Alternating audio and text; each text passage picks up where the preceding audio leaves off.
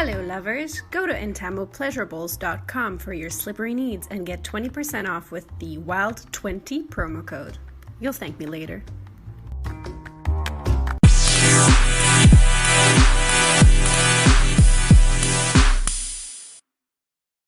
Running Wild with Christine, sex, success, and other slippery rabbit holes. Welcome to episode 107 with Ericka Gail. Hi Ericka, how are you? Hello. I'm doing very well. Thank you. How are you? I'm good. I'm stoked because I have a few awesome guests coming up. How's your day been?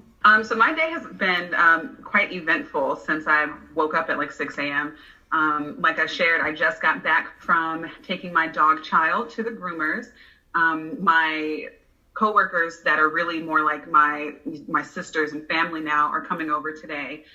Because since the pandemic, we have not physically been in one another's company since March 13th.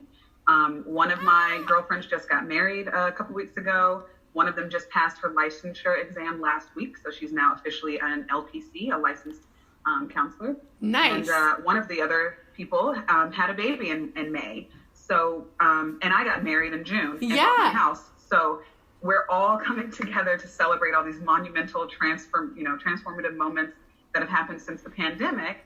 That's amazing. And I'm like Susie Homemaker, so I just went out and got all the things to help, keep the festivities feeling fun and light. And for me, food is a love language. Yeah. So that's what I just got back in from doing. What are you making? So I'm a baker. Ooh. So I planned on making these kind of like, they're called decadent strawberry cookies, strawberry flavored cookies with white chocolate chips. And, I put like a safe, edible, like food glitter so that they look like iridescent and kind of sparkly and pretty. Oh my God, that sounds amazing. And the rest are just like finger foods and pizza. Cause we love our carbs in this house. So.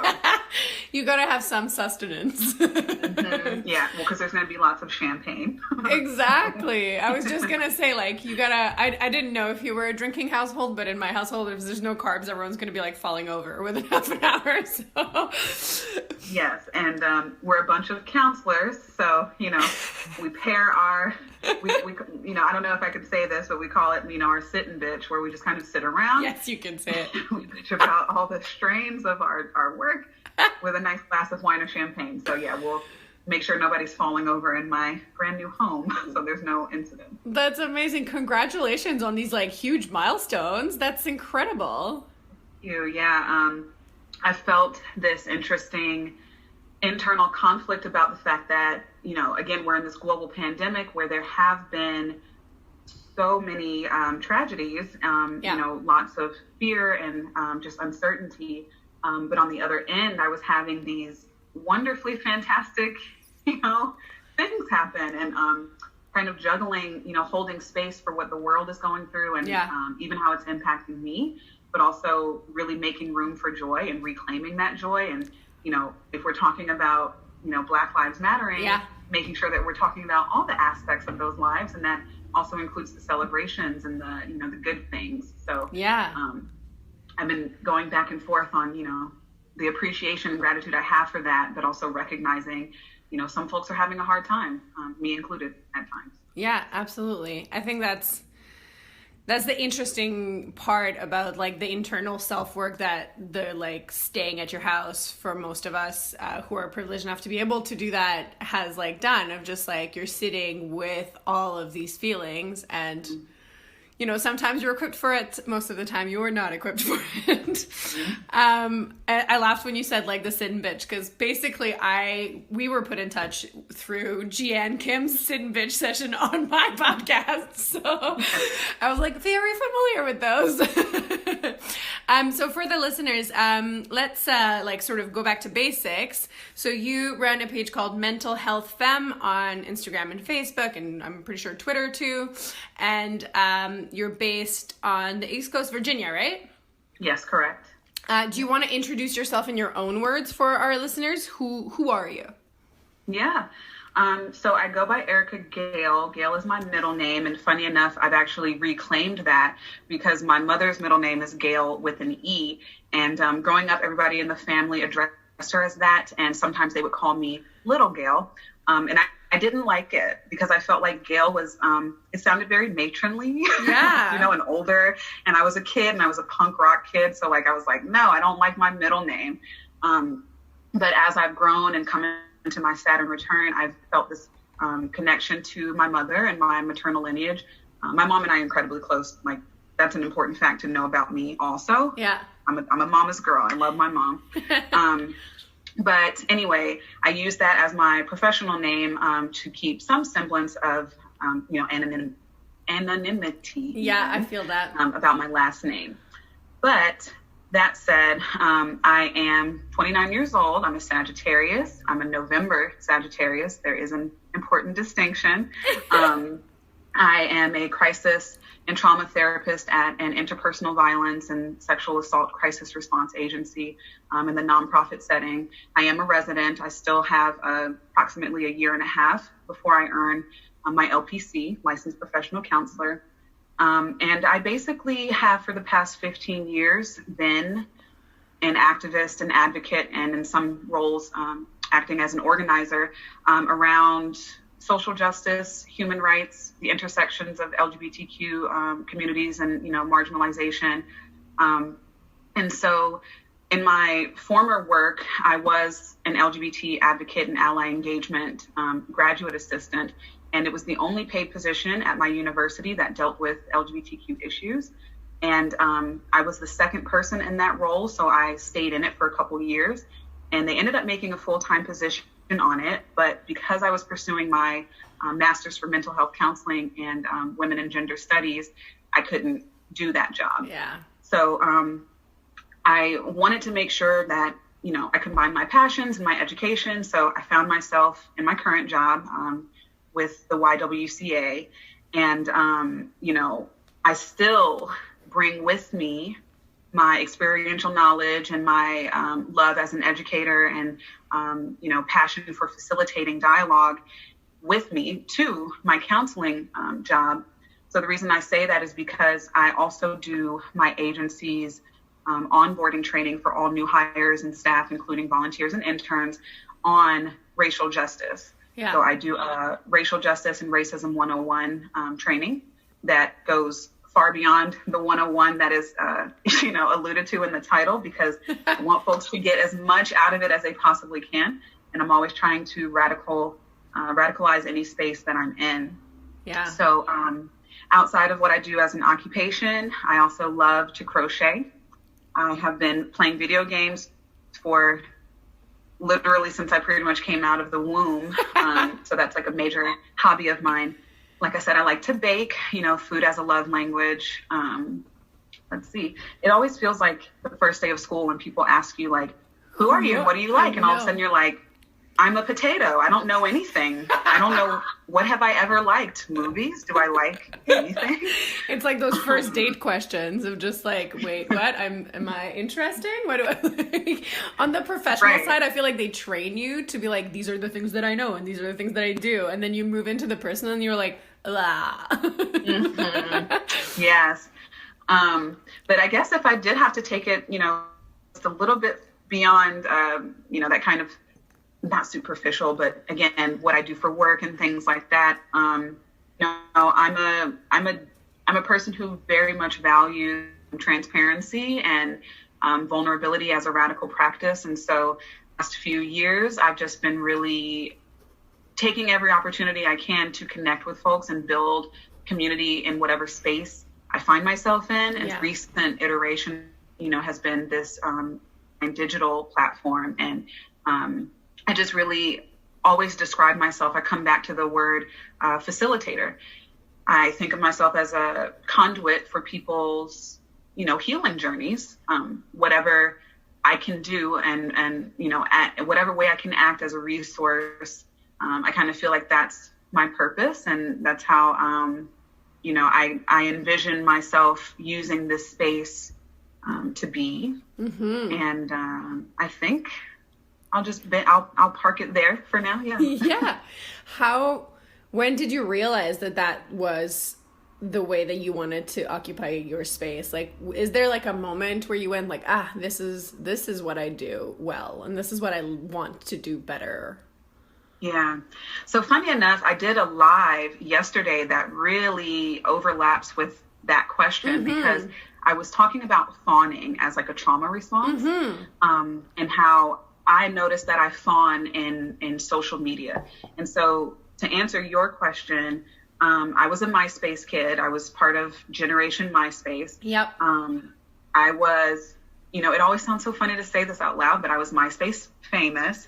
And, it started to feel strange because people would make fake profiles of me.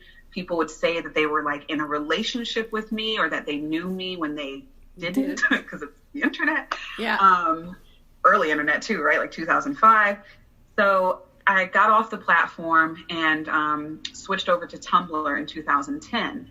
And I found this beautiful community of radical Black feminists and, Black queer folks, and really started to find my voice there. And my page, that was the first time I ever dedicated a space to talking about social justice and, just whatever the current issues were, in a way that was accessible. Yeah.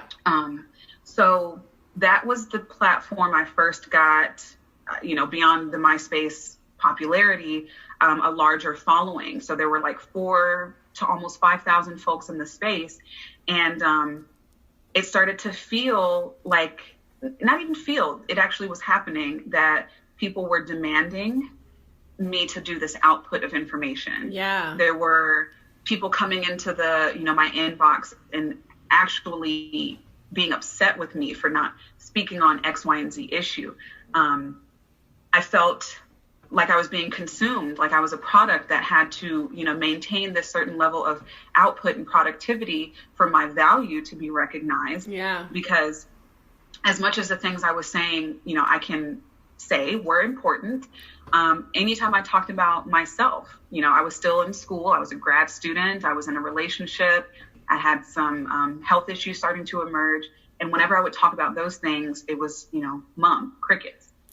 So I got off of the Tumblr and got off of Tumblr in like 2014, 2015. And then enter Lacey. So Lacey was my best friend, who is now deceased. She passed away in 2017. And prior to that, she was like my biggest cheerleader. Like, homegirl sometimes was like gassing me up to the point that I was like, okay, like, it's not that serious. Like, because she wanted me to have a YouTube channel and, all the things, because she just was always saying that people need to hear what you say. Because outside of the work I did in my community, I like to write. Yeah. So, last year, right before I was going to graduate from my master's program, another close friend of mine who also knew Lacey passed away suddenly. And it was really, really hard on me because I was still in my grief from Lacey and a couple other friends that had also, unexpectedly passed away very young. And I said, life is too short. I have to stop living in this imposter syndrome that I always find myself in, of thinking that everybody else is saying it better, right? Everybody on Twitter, everybody on Facebook, people with podcasts, they're saying it better. Who's going to want to hear you say these things? Yeah. But I said, well, I want to hear the things I have to say because I'm a verbal processor and I love talking to myself. That's how I work out so many of my internal issues. So I just set out with the purpose of having a conversation with myself and hoping that if anybody was listening, I always say that I'm just like kind of screaming into the void. It would resonate. And if folks found it, something that they resonated with, then we could have that dialogue together. Yeah. And so that was February of last year. And from there, the rest is what it is now. How do you feel about where you are now? Like, do you feel like you're like, this is what I imagined, or is it like beyond sort of anything that you were like, oh, it's going to look like this? Absolutely the latter. It is beyond what I thought it would come to be. So what I didn't say is that whenever my numbers on a platform climb, so does my anxiety. Yeah. The way I described it in the live yesterday is that sometimes it feels like being in a pitch black room with thousands of eyes on you, and they all see you, but you can't see them. Mm-hmm. So I'm a person that is in recovery from people pleasing. Yeah. I call myself a people pleaser in recovery. And so part of that is, like I said, I'm also dealing with anxiety. I also have complex PTSD, and I'm an introverted person, and people don't often believe that because I do get in front of, I've spoken in front of rooms of 300 people. I've delivered keynotes. I've been the keynote speaker at conferences. Yeah. But I think it's different when I know, I can see everybody, right? And I know like who the folks in the room are, or that we're all there on the same page. Whereas with social media, because there's such a wide variety, of reach. It's a global, it's a global platform that people engage with. So getting back to how I feel about it, I often feel like it's just little old me, right? Like I'm just Ericka talking about the things that I think are relevant. I'm processing through my shit, if it's applicable, then I love that for you. Yeah. But, I'm just putting this out there so that my spouse doesn't hear 98% of my thoughts, because poor thing is my soundboard for everything. I have one of those. Yeah, I know. Like it's so bad. So, like I said, I set out just to have a space to process, to vent, and to debrief, and, share the things that I think may be helpful for others. So seeing where it is now, and I think especially the caliber, if you will, yeah. of people who have engaged in the space and come to get to know me, or, trying to be in community with me as far as like having collaborations on yeah. Instagram Live or things like that. I've just been blown away.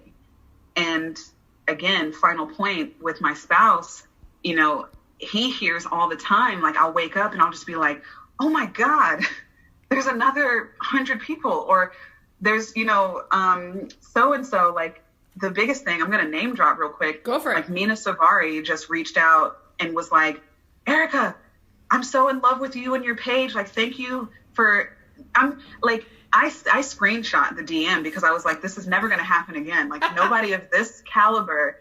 I mean, like I had a crush on Mina Savari as a 12-year-old. Yeah. Preach. So for her to slide in my DMs and be like saying my name and being like, I hope you're doing well. And I'm just like, what? All because of this little page that I made last year. So, I just, I think of Lacey a lot because she, I believe that wherever she is, she sees what's happening. Yeah. And I'm sure that she's the one that's just like, all right, y'all, like, y'all got to go, listen to my friend, like, everybody get over here. Cause I'm like, I don't know where these people are coming from. So. Well, and I think like, it's funny because we talked about this on the last episode that just aired.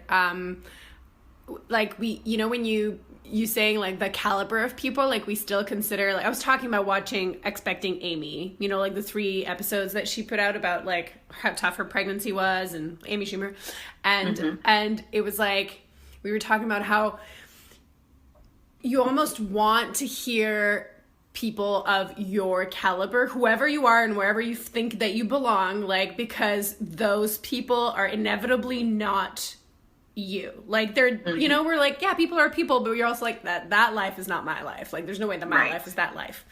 And I think the more that we put out vulnerability out there, the more that we are literally having conversations with ourselves and keeping that in mind. Like I hear you saying it to yourself, like, this is what I'm doing, and I'm going to keep this as sort of like the essence of what I do is just like to have that conversation with myself. I think those seem to be the ones that do resonate the most because we are all the same fucking people. You know what I mean? Regardless of the difference in caliber, quote unquote, Yeah. Well, and I think that's been probably the lesson that I've been learning the most in this year and some change, because I started the page, like I said, right before I graduated, and I was, lucky enough to find employment almost immediately after leaving my program. So they've really happened alongside each other.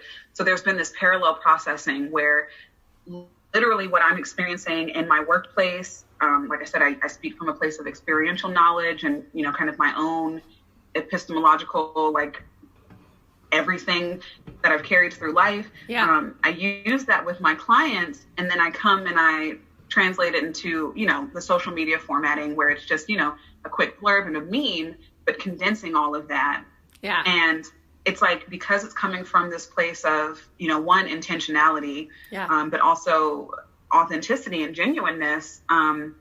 It's like people really connect with it because it speaks to, I always say, the general human condition, like the essence of humanity, the struggles that we all universally, oftentimes, regardless of class, gender, ability, status, nationality, will experience.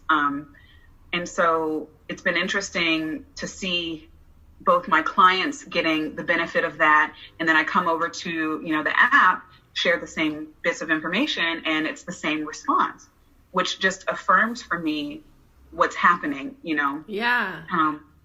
And I also really cling to this kind of mantra I have of purpose over popularity.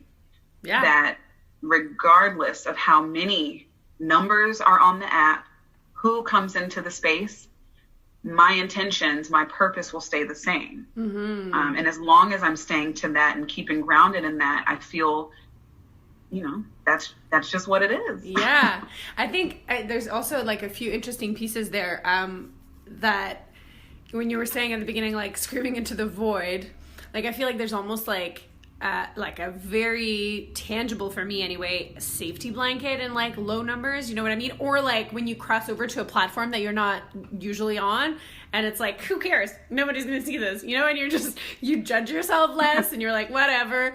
And in keeping it quote unquote small, it's like, I can fuck up here. This is relatively fine. And then it starts to get out of hand, and it's really, for me, reassuring as a person who is putting out content to hear you say that you have to stay grounded in that, because that's something that I have to also like remind myself of, just like, it's just little old me. Like, what do I know? What do I have to, and I think that's something that applies to literally anyone whoever speaks out their own truths, because it can be so easy to succumb to the imposter syndrome and succumb to the anxiety voices, just being like, shh, don't like, it's safer to just not.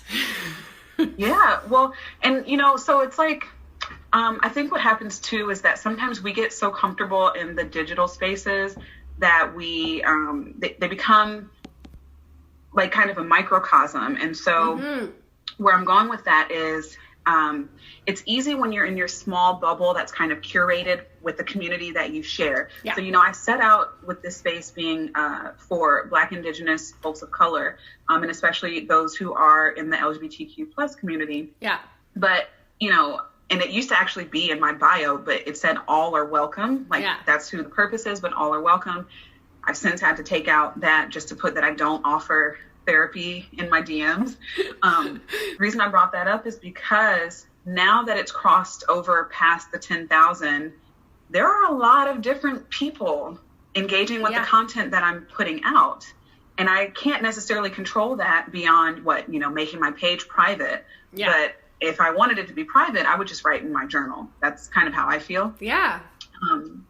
So what's always interesting there is that, you start to feel like, okay, how can I maintain the focus of this page to speak to my intended audience when there's all these other people who might not come from that background or not even know anything about that? Because that's something that's happened too, where maybe one of my just, mental health posts goes viral. And so then 1,000 people come in because of that mental health post. But then the next day I'm posting like, pay Black women, pay Black trans women, and they're like, wait, what? Yeah. And I'm like, what you thought? Like, did you see where you were? or no. And then I get this like confusion in my brain of like, okay, how can I be more clear? But then I don't want to alienate, and then it's like, it's getting away from me. And then I have to remember, come back to yourself, come back to your purpose, right? Like, you know, your values, you know, the things that you're setting out to do. Yeah. Stay in your purpose. Yeah. It's almost like you need the void. You need to like, it's almost like you need to keep feeling that way, even if like the void's coming back to you, to just be like, nope, I'm just putting it out there. And then once it's out there, it's not up to me. It's not up to me what happens to it. But what you said in passing that you also write, Yes. is that a big goal, or do you mean like write? Because I saw that you have a bunch of articles posted in your link tree and like a lot of like writing pieces. Are you thinking of writing something bigger? This is the writer talking in me. So, imposter syndrome. Yeah. Is such a pain in the ass, because it just is, because it disproportionately impacts, and I'm glad you brought that up, because I wanted to talk about this earlier. It disproportionately impacts Black and brown folks, and especially Black and brown marginalized genders. Yeah. Just, you know, the further intersectional marginalization you experience, of course, naturally, the more you have to try to fit into these, you know, institutions that really only have one ideal of, you know, who belongs. Yeah. And so I share that because I always, even right now, have a voice in my head that's like, okay, you call yourself a writer, but nobody wants to read your work. And literally every piece I've written that I've read, whether it was at a conference or a colloquium or just in a classroom or on my Medium account, people are like, okay, so when are you publishing this? Like, do you want me to help you publish this? And I'm like, yeah, you know, that sounds good. Like, let me just kind of clean it up a bit. And then I'm just like, pushes to the side, you know, hopes they forget about it. Because there's just always this voice in my head. And, you know, I know who the critic is. It comes from my childhood. I grew up in a home with a narcissistic, abusive parent. And so, you know, I recognize that, but it's still, as much as I've silenced or pushed it down, it still has just enough that I can hear, oh, you know, I don't know if it'll pick that up. Oh, yeah. It's, you know, it's just that little part of me that I'm still working on. And that's where mental health femme comes in.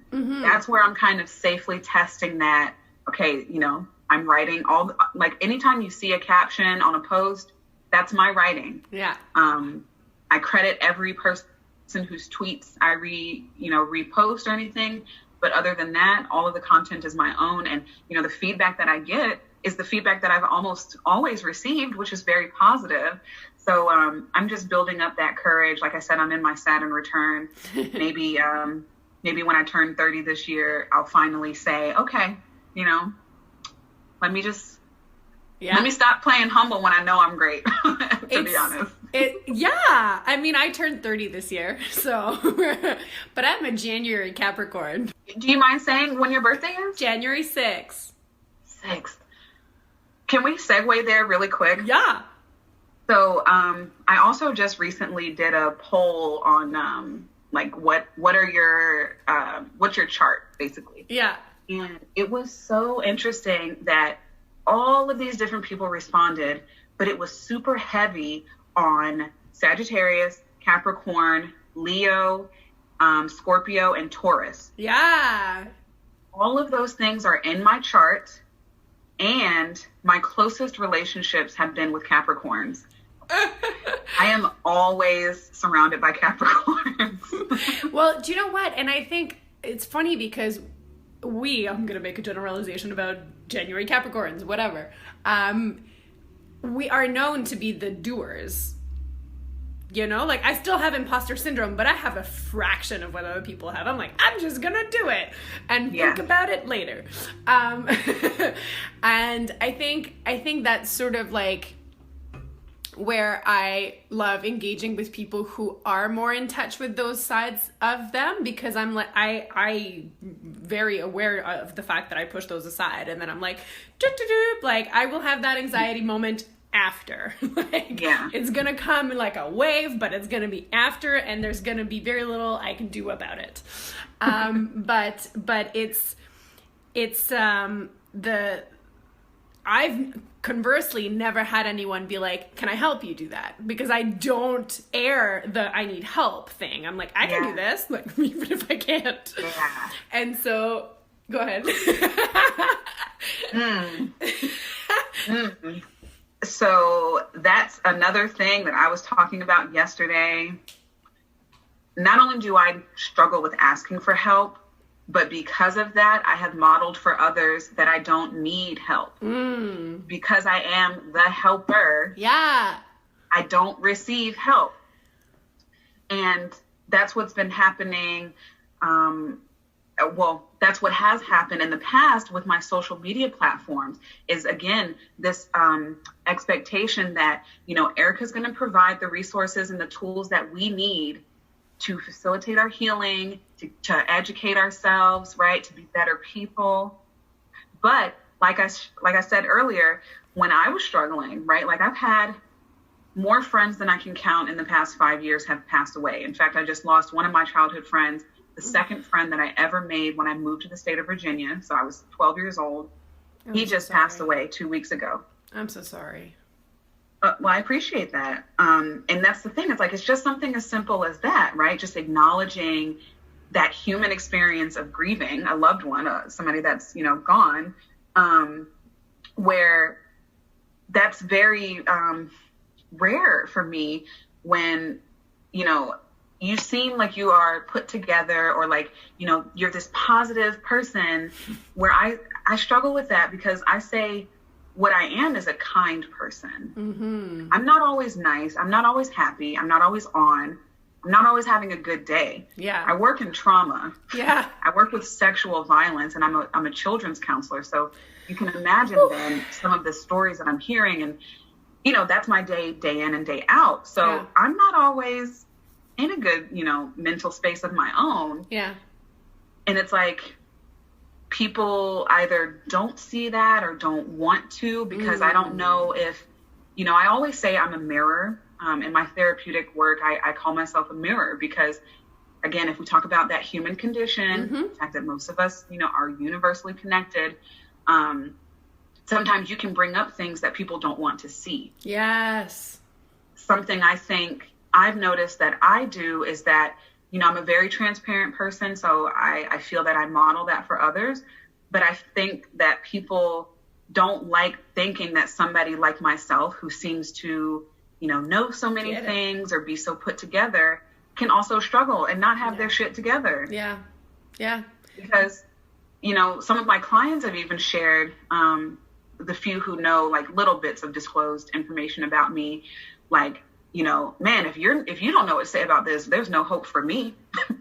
And that's crazy, because I think it also relates to the thing that we were talking about earlier about, like, othering ourselves from the experiences of others, like, regardless of whether because we think they're famous, or because we think they're this, or because we think they have it together. It's like we want to, as humans, it seems like, just feel alone in our experience. I feel like there's not that we want to, like, consciously, but I feel like there is sort of like a habit of just being like, no, like, I don't want to know what is, like, yes, I want to know part of your problem so I can relate to you, but I also don't want to suddenly feel burdened with your actual existence. Mm-hmm. And that's a super tough thing to balance, especially when we create digital communities, and they do serve such a beneficial purpose of bringing people together that normally wouldn't have crossed paths. But also there's, like, a big risk there of just, the Instagram risk that we know is there, of just seeing a fake life as a real one, Yes.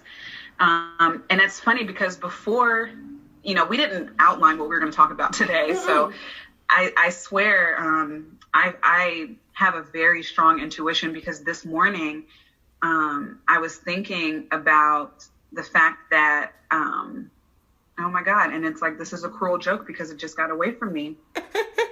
Please say again what you did about being in the digital space. And yes, we were talking about the fact that we want to separate ourselves from other people, that we want to like relate to others, but we don't want to feel burdened with someone's real existence. And that, what else was I saying? Yes. Oh, I got it. Yeah. No, there. Thank you. So I was thinking this morning about how I am the exact same person off the internet as I am in real life, if not 1,000% more intense. Like, I actually dial it down for y'all. Me too. Because I swear, if y'all knew all the things that I want to talk about and do, like, y'all would be flooded how I feel flooded at times. So, yeah, I'm actually more than what you see. I don't put, when I say that I curate my life, it's dialing it down. Yeah. It's not curated in a way of like, okay, I want people to perceive this image of me, right?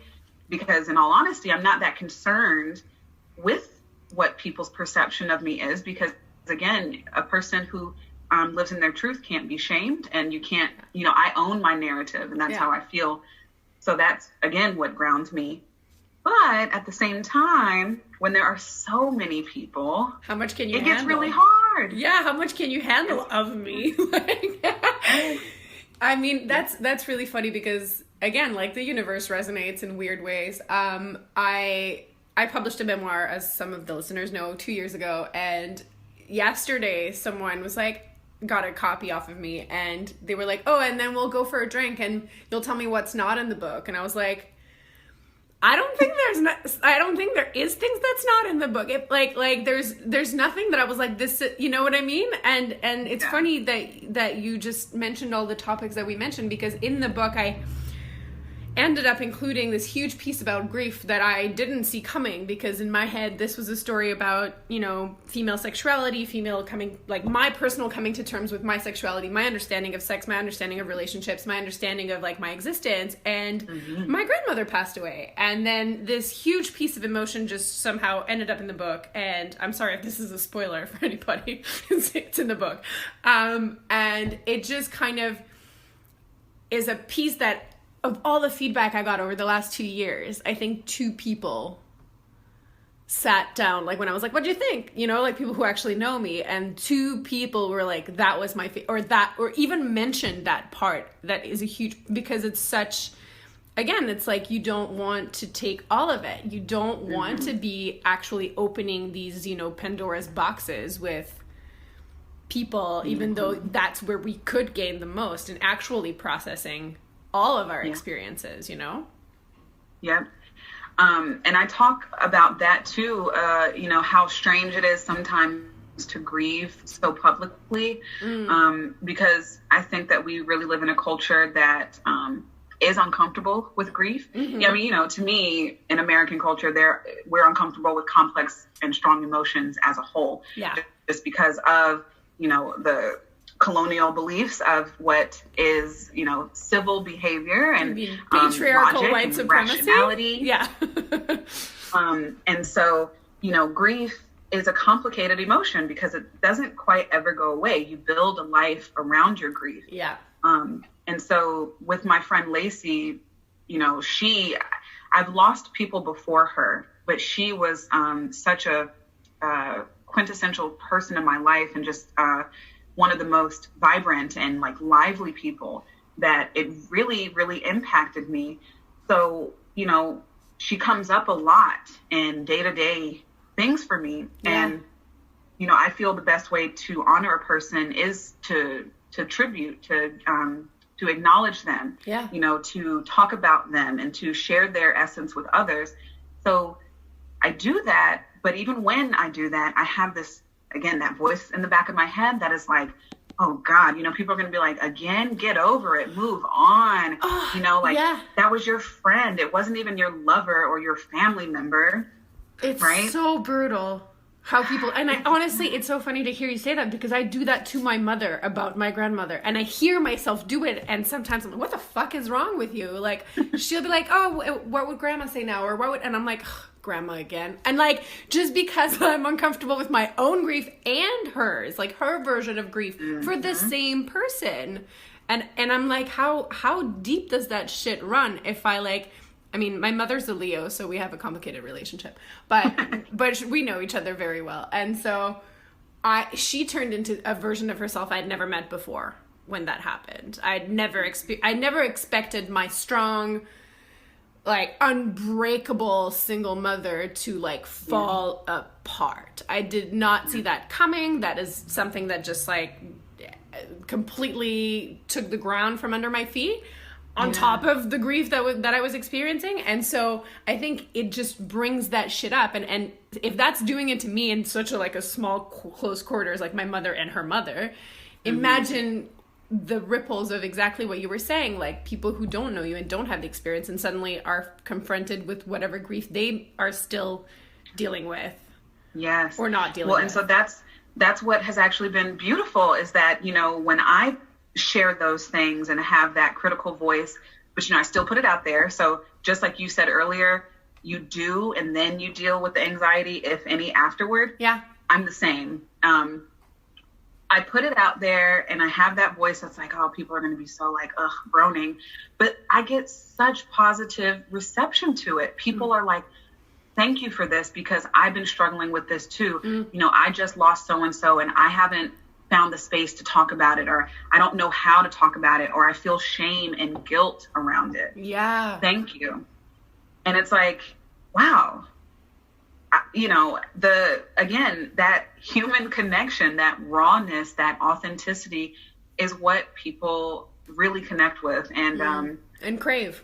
Yeah. And yes. And that's what I was going to say. I was going to say and need, or you know, it's very much something that many of us are craving because of how it lacks outside of social media. Yeah. And of spaces. I think, you know, it's, again, like you were saying at the beginning, it's so easy to create a little bubble for yourself where those are things that happen. You know, it's not so easy, but it can be easier in small personal bubbles. But there are so many people out there who don't even have those bubbles, or don't even have one person to have those conversations with, or speak their feelings with, you know, going back into counseling, that I think that's also what probably blows us away when we put out any kind of vulnerability, like the response, because so many people out there don't even have the semblance of, like, a safe space to do that, you know? Yeah. And one of my, you know, girlfriends that's coming over today, that's one of my coworkers, when I first started this and was working at the beginning of my career there, I told her, like, hey, you know, I'm starting to get all these followers and it's making me kind of, you know, anxious, because I'm like, again, little old me. Yeah. And she said, but Ericka, those people aren't in your corner of the internet. They might be, you know, other people might be saying this, but they're not saying it the way you are. Yeah. And they're not talking about all the same things that you are. So you might be the first person that somebody's heard say this in whatever way. Yeah. And that's what they're looking for. So she was like, don't shortchange yourself or limit yourself, because the way you articulate things is going to be different from the next person. And that in itself can have value. Exactly. So that's what's also been funny, is that, you know, seeing people say, wow, you know, I never thought about this, or I never knew about that, or I never, you know, conceptualized it that way, or, you know, even if that's not my experience, I feel like now I've broadened my perspective, like whatever the feedback, that has also, you know, kept me going despite whatever self-criticism I might have. Because I just want, I'm an educator at my heart. I just love sharing knowledge, and I just want people to not feel isolated and, you know, all the things. Yeah. I have a couple last questions for you because our time is almost running out. Okay. One of them is, how do you fill your cup? Oh, so I fill my cup, I don't know if this is cheating, but actually by doing what I do on Instagram. So because of the fact that in the counseling world, or just in my world, there aren't that many people who I can actually talk to about my work or my day-to-day. Having that outlet really helps me, because like I said, it's how I process and let things go. Yeah. I also, before the pandemic, I would get massages and talk to my massage therapist as though she were my therapist, which I'm so thankful for. I love you, Macy. And like I said, I write. So I write poetry. I have a poetry zine. I'm working on my second one. Well, I was going to pull it up, not that the audience would see it, but it's called Hymns for No One. And writing has just always been my outlet, whether I'm journaling. I have all my journals from when I was 12 years old up until like 24, 25. Crazy. Still have them. Reread them all the time. And I just, because like I said, I'm an introverted person, I really recharge when I just have time to sit and reflect and be introspective. Yeah. I really love processing through my thoughts, internally.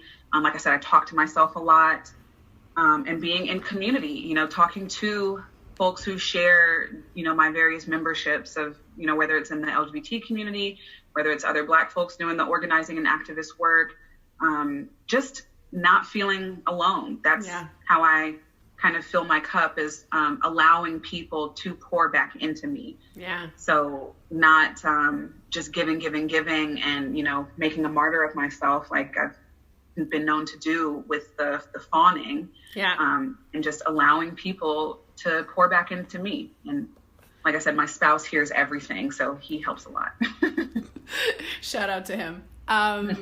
And so the last question that I ask everybody, so it's a super easy question, not, what's a thing that you've either learned or started telling yourself that you wish you'd known, that you wish someone would have told you? Like a thing that like resonates and you're like, fuck, like if this was like more inherent, or if someone told me, it would have changed a lot. Not that you want to change it, but it would have. I think that healing is not actually an individual labor, that self-care is not that effective without community care. And this is kind of tied into it. So again, I don't know if I'm cheating by doing this, but that you are still worthy of love, even if you don't know how to practice self-love that well. So as a survivor of so many different forms of abuse, I didn't really love myself. I didn't really allow other people to love me. And I felt like because I didn't, quote unquote, love myself, I didn't want other people to love me. But I realized that, it's not my fault that I didn't have healthy models of love, and that nobody really told me what it looked like to love yourself or practice self-compassion, and the difference between self-compassion and self-esteem. So getting back to the question, I just really wish I had known earlier on that despite, the abuses and traumas I suffered, I was still a lovable person, and that other people could love me, not in spite of that or because of that, but just because, it's a part of me. And that, in order for me to heal, I couldn't just take it all on my own and feel like, sometimes people say you didn't create the trauma on your own, but you have to heal from it on your own.